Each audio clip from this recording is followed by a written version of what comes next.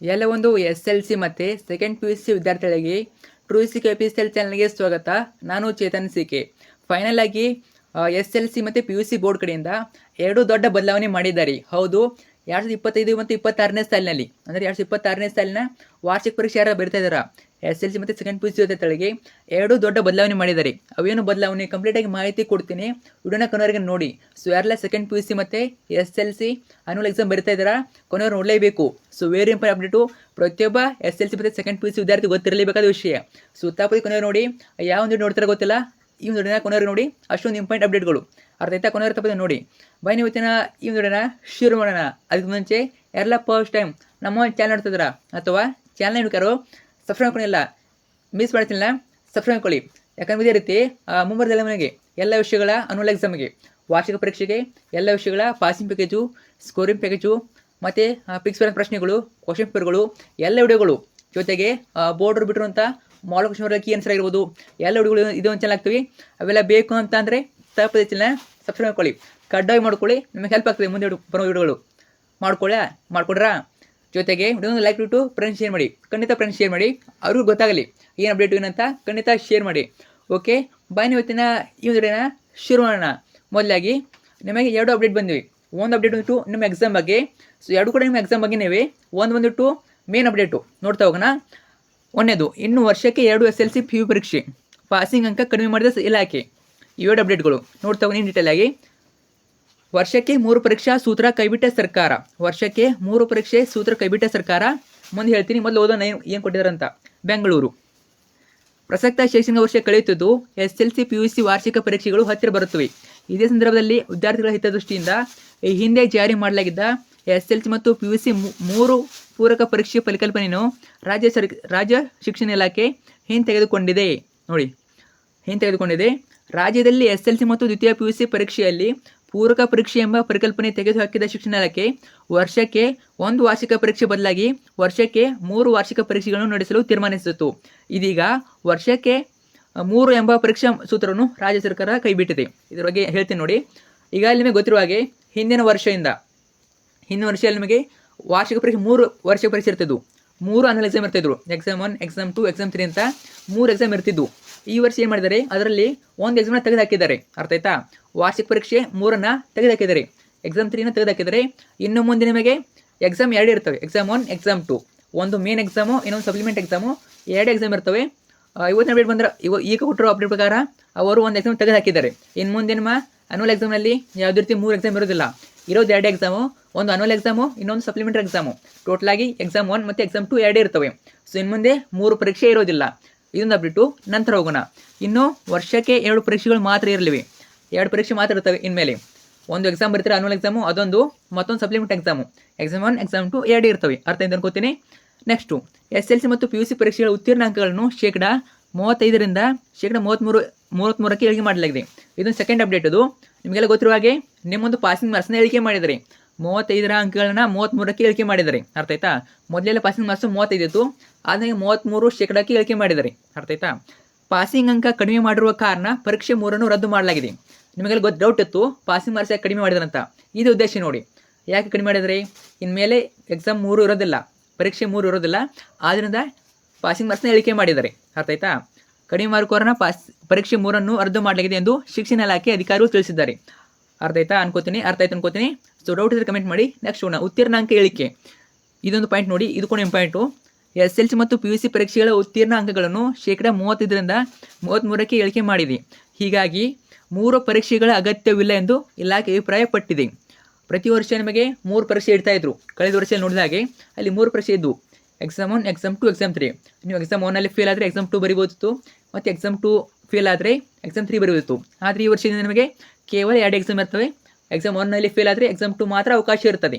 ಯಾವುದೇ ರೀತಿ ಎಕ್ಸಾಮ್ 3 ಇರೋದಿಲ್ಲ. ಹೀಗಾಗಿ 3 ಪರೀಕ್ಷೆಗೆ ಅಗತ್ಯವಿಲ್ಲ ಎಂದು ಇಲಾಖೆ ಅಭಿಪ್ರಾಯಪಟ್ಟಿದೆ. ಹೀಗಾಗಿ 3 ಬಾರಿ ಪರೀಕ್ಷೆಯ ಸೂತ್ರ ಕೈಬಿಡಲಾಗಿದ್ದು ವರ್ಷಕ್ಕೆ 2 ಪರೀಕ್ಷೆ ನಡೆಸಲು ನಿರ್ಧಾರ ಮಾಡಲಾಗಿದೆ. ಈಗಾಗಲೇ 2026ನೇ ಸಾಲಿನ SLC ಮತ್ತು ದ್ವಿತೀಯ PUC ಪರೀಕ್ಷೆ 1 ಮತ್ತು 2 ಅಂತಿಮ ವೇಳಾಪಟ್ಟಿ ಪ್ರಕಟವಾಗಿದೆ. ಈಗಾಗಲೇ ನಮ್ಮ ಅನ್ಯುವಲ್ ಎಕ್ಸಾಮ್ಗೆ 2026ರ ಅನ್ಯುವಲ್ ಎಕ್ಸಾಮ್ಗೆ ಟೈಮ್ ಟೇಬಲ್ ಬಿಟ್ಟಿದ್ದಾರೆ. ಆಗುತ್ತೆ, ಅದ್ರ ಬಗ್ಗೆ ಕೂಡ ವಿಡಿಯೋ ಮಾಡಿದ್ದೀವಿ. ಚಾನಲ್ ಇರುತ್ತೆ ನೋಡ್ಕೊಳ್ಳಿ, ಅಥವಾ ಕಮೆಂಟ್ ಬಾಕ್ಸಲ್ಲಿ ಲಿಂಕ್ ಕೊಟ್ಟಿರ್ತೀವಿ, ಅಲ್ಲಿ ಕ್ಲಿಕ್ ಮಾಡ್ಬೇಕು, ಟೈಮ್ ಟೇಬಲ್ ನೋಡ್ಕೋಬೋದು. ಸೊ SLC ಮತ್ತು PUCಗೆ ಅನ್ಯುವಲ್ ಎಕ್ಸಾಮ್ಗೆ ವಾರ್ಷಿಕ ಪರೀಕ್ಷೆಯ ಫೈನಲ್ ಟೈಮಲ್ಲಿ ಬಿಟ್ಟಿದ್ದಾರೆ. ಅಂತಿಮ ವೇಳಾಪಟ್ಟಿ ಬಿಟ್ಟಿದ್ದಾರೆ, ನೋಡ್ಕೋಬೋದು. ಇನ್ನು ಮೊದಲು ಪಿ ಯು ಪರೀಕ್ಷೆ ಇರ್ತಿತ್ತು, ನೋಡೋಣ. ಕರ್ನಾಟಕ ಶಾಲಾ ಪರೀಕ್ಷೆ ಮತ್ತು ಮೌಲ್ಯಮಾಪನ ಮಂಡಳಿ ಅಥವಾ ಮೌಲ್ಯ ನಿರ್ಣಯ ಮಂಡಳಿ 2026ನೇ ಸಾಲಿನ 2ನೇ PUC ಅಂದರೆ ದ್ವಿತೀಯ PUC ಮತ್ತು SLC ವಾರ್ಷಿಕ ಪರೀಕ್ಷೆ ಅಂತಿಮ ವೇಳಾಪಟ್ಟಿಯನ್ನು ಬಿಡುಗಡೆ ಮಾಡಿದ್ದು, ಅಂತಿಮ ವೇಳಾಪಟ್ಟಿಯ ಪ್ರಕಾರ ದ್ವಿತೀಯ PUC ಪರೀಕ್ಷೆಗಳು 2026 ಫೆಬ್ರವರಿ 28ರಂದು ಪ್ರಾರಂಭವಾಗಿದ್ದು, ಮಾರ್ಚ್ 17ಕ್ಕೆ ಪರೀಕ್ಷೆಗಳು ಮುಕ್ತಾಯಗೊಳ್ಳುತ್ತದೆ. ನಿಮಗೆಲ್ಲ ಗೊತ್ತಿರುವ ಹಾಗೆ ಫೈನಲ್ ಟೈಮ್ ಟೇಬಲಲ್ಲಿ ಕೊಟ್ಟಿದ್ದಾರೆ. ದ್ವಿತೀಯ PUC ಪರೀಕ್ಷೆಗಳು 2026 ಫೆಬ್ರವರಿ 28 ಸ್ಟಾರ್ಟ್ ಆಗ್ತವೆ, ಮಾರ್ಚ್ 17ಕ್ಕೆ ಎಂಡ್ ಆಗ್ತವೆ, ಮುಕ್ತಾಯ ಆಗ್ತವೆ. ನಂತರ SLC ಪರೀಕ್ಷೆ, PU ಪರೀಕ್ಷೆಯ ನಂತರ SLC ಪರೀಕ್ಷೆ 2026 ಮಾರ್ಚ್ 18ರಂದು ಆರಂಭವಾಗಿ ಏಪ್ರಿಲ್ 2ರವರೆಗೆ ನಡೆಯಲಿವೆ. ಯಾವಾಗ ಸ್ಟಾರ್ಟ್ ಆಗ್ತವೆ? ಮಾರ್ಚ್ 18ರಿಂದ ಸ್ಟಾರ್ಟ್ ಆಗಿಬಿಟ್ಟು ಏಪ್ರಿಲ್ 2ರವರೆಗೆ ನಿಮ್ಮ ಎಕ್ಸಾಮ್ ಇರ್ತದೆ, SLC ಎಕ್ಸಾಮು. 2026ನೇ ಸಾಲಿನ SLC ಮತ್ತು PU ಪರೀಕ್ಷೆ 1 ಮತ್ತು ಪರೀಕ್ಷೆ 2ರ ಅಂತಿಮ ವೇಳಾಪಟ್ಟಿ ಶಿಕ್ಷಣ ಇಲಾಖೆಗಾಲೇ ಯಾವ ಜಾಲತಾಣ ಅದು? www.kseb.karnataka.gov.in ಈ ಒಂದು ವೆಬ್ಸೈಟಲ್ಲಿ ನೀವು ಚೆಕ್ ಮಾಡ್ಕೋಬೋದು. ನಿಮಗೆ ಗೊತ್ತಿಲ್ಲ ಅಂದರೆ ಚಾನಲ್ ಹಾಕಿರ್ತವೆ, ನೋಡ್ಕೊಳ್ಳಿ. ಅಥವಾ ನಿಮ್ಮ ಸ್ಕೂಲಲ್ಲಿ ಅಥವಾ ಕಾಲೇಜಲ್ಲಿ ಬಿಟ್ಟಿರ್ತಾರೆ, ಗ್ರೂಪಲ್ಲಿ ಗೊತ್ತಾಯ್ತು ಅನ್ಕೋತೀನಿ. ಸೊ ಇಷ್ಟು ಅಪ್ಡೇಟು ಅರ್ಥ ಆಯ್ತಾ? ಒಂದೇ ಅಪ್ಡೇಟ್ ಏನು, ನಿಮ್ಮ ಒಂದು ಎಕ್ಸಾಮ್ ತೆಗೆದು ಹಾಕಿದ್ದಾರೆ. 3 ಎಕ್ಸಾಮಲ್ಲಿ 1 ಎಕ್ಸಾಮ್ ತೆಗೆದು ಹಾಕಿದ್ದಾರೆ. ಇನ್ನು ಮುಂದೆ ಇದು ವರ್ಷ ಯಾರೆಲ್ಲ ಎಕ್ಸಾಮ್ ಬರೀತಾರೆ 2026ರಲ್ಲಿ ನಿಮಗೆ 2 ಪರೀಕ್ಷೆ ಇರ್ತವೆ. ಸೊ ಇದು ನಿಮಗೆ ಅನ್ವ ಆಗ್ತದೆ, ಬೇರೆ ಯಾರಿಗಲ್ಲ. ಇನ್ನೇನು ಎಕ್ಸಾಮ್ ಮುಂದೆ ಬರೀತಾರೆ 2026ರಲ್ಲಿ ನಿಮಗೆ ಅನ್ವ ಆಗ್ತದೆ, ಅರ್ಥ ಆಯ್ತಾ? ಇನ್ನು ಮುಂದೆ 2 ಪರೀಕ್ಷೆ ಇರ್ತವೆ, ತಲೆ ಇಟ್ಕೊಳ್ಳಿ. ತುಂಬ ಜನ ಅನ್ಕೊಂಡಿರ್ತಾರ 3 ಎಕ್ಸಾಮ್ ಅಂತ. ಇಲ್ಲ, 1 ಎಕ್ಸಾಮ್ ತೆಗೆದು ಹಾಕಿದ್ದಾರೆ. ಇನ್ಮೇಲೆ ಏನಿದ್ರು ಸಪ್ಲಿಮೆಂಟ್ ಒಂದೇ ಬರೀಬೋದು. ಅಲ್ಲಿ ಫೇಲ್ ಆದ್ರ ಕಡೆ ಪಕ್ಕ ಫೇಲ್ ಆಗಿಬಿಡ್ತಾರೆ ನಾವು. ಓಕೆ, ಮತ್ತೊಂದು ಚಾನ್ಸ್ ಇರೋದಿಲ್ಲ. ಅದರಿಂದ ನಾನು ಹೇಳ್ತೀನಿ, ಪಾಸ್ ಆದರೆ ಒಂದೇ ಚಾನ್ಸಲ್ಲಿ ಪಾಸ್ ಆಗಿ, ಅರ್ಥ ಆಯ್ತಾ? ಎಕ್ಸಾಮ್ 1ನಲ್ಲಿ ಅನ್ವಲ್ ಎಕ್ಸಾಮ್ 1ನಲ್ಲಿ ಬೋರ್ಡ್ ಎಕ್ಸಾಮಲ್ಲಿ ಪಾಸ್ ಆಗಿ, ಅರ್ಥ ಆಯ್ತಾ? ಗೋಲ್ 15 ಇಟ್ಕೊಳ್ಳಿ. ಇನ್ ಕೇಸ್ ನೀವು ಎಕ್ಸಾಮ್ 2 ಇಟ್ಕೊಂಡ್ರೆ ಪಕ್ಕ ನೀವು ಎಕ್ಸಾಮ್ 1ನಲ್ಲಿ ಫೇಲ್ ಆಗ್ತೀರಾ. ಜೊತೆಗೆ ಎಕ್ಸಾಮ್ 2ನಲ್ಲಿ ನೀವು ಕೂಡ ಪಾಸ್ ಆಗೋದು ತುಂಬ ಡೌಟು. ಸೊ ನೀವು ಏನು ಗೋಲ್ ಇಟ್ಕೋಬೇಕು? ಎಕ್ಸಾಮ್ನಲ್ಲಿ ಪಾಸ್ ಆಗ್ತಾನೆ ಗೋಲ್ ಇಟ್ಕೊಳ್ಳಿ, ಅರ್ಥ ಆಯ್ತಾ? ಅದಕ್ಕೆ ಪಾಸ್ ಏನಾಗಬೇಕು? ಎಲ್ಲ ಸ್ಕೋರಿಂಗ್ ಪ್ಯಾಕೇಜು, ಪಾಸಿಂಗ್ ಪ್ಯಾಕೇಜ್ ಎಲ್ಲ ಕೂಡ ಇದೊಂದು ಚಾನ್ಸ್ ಸಿಗ್ತವೆ. ಅದ್ರ ಬಗ್ಗೆ ಡೋಂಟ್ ವರಿ. ನಿಮ್ಮ ಸ್ಕೂಲ್ ಅಥವಾ ಕಾಲೇಜಲ್ಲಿ ಏನು ಹೇಳ್ತಾರೆ ಅದನ್ನ ನೋಟ್ ಮಾಡ್ಕೊಳ್ಳಿ. ಅದು ಪ್ಲಸ್ ನಾವು ಹಾಕೋಡಿಗಳನ್ನ ನೋಡ್ಕೊಳ್ಳಿ, ಸಾಕು. ಅಷ್ಟ್ರ ಮೇಲೆ ನೀವು ಆರಾಮಾಗಿ ಪಾಸ್ ಆಗ್ತೀರಾ. ಓಕೆ, ಅದ್ರ ಮೇಲೆ ಡೌಟೇ ಇಲ್ಲ. ನಮಗೆ ಪಾಸಿಂಗ್ ಪ್ಯಾಕೇಜು, ಸ್ಕೋರಿಂಗ್ ಪ್ಯಾಕೇಜು, ಜೊತೆಗೆ ಬೋರ್ಡ್ ಬಿಟ್ಟು ಮಾಡೆಲ್ ಕ್ವೆಶ್ಚನ್ ಬರೋಕ್ಕೆ ಆನ್ಸರು, ಜೊತೆಗೆ ಏನು ಬಗ್ಗೆ ಇಂಪಾರ್ಟೆಂಟ್ ಪ್ರಶ್ನೆಗಳೆಲ್ಲ ಕೂಡ ಆಗ್ತಿರ್ತೀವಿ. ಅವನು ಪ್ಲಸ್ ನಿಮ್ಮ ಸ್ಕೂಲ್ ಅಥವಾ ಕಾಲೇಜಲ್ಲಿ ಹೇಳೋ ಪ್ರಶ್ನೆಗಳು ನೋಡ್ಕೊಳ್ಳಿ. ಅಷ್ಟು ಓದ್ಕೊಂಡು ನೀವು ಆರಾಮಾಗಿ ಪಾಸ್ ಆಗ್ತೀರಾ. ನಾನು ಅದನ್ನ ಹೇಳ್ತೀನಿ. ಇನ್ಮೇಲೆ 3 ಪರೀಕ್ಷೆ ಇರೋದಿಲ್ಲ, ಬರೆದ್ರೆ ನೀವು ಒಂದೇ ಸಲ ಎಕ್ಸಾಮ್ ಬರೀಬೇಕು. ಒಂದು ಸಪ್ಲಿಮೆಂಟ್ ಒಂದೇ ಬರೀ ಇರ್ತದೆ. ಎಕ್ಸಾಮ್ 1ನಲ್ಲಿ ಫೇಲ್ ಆದರೆ ನಿಮಗೆ ಒಂದೇ ಅವಕಾಶ ಯಾವುದು? ಎಕ್ಸಾಮ್ 2.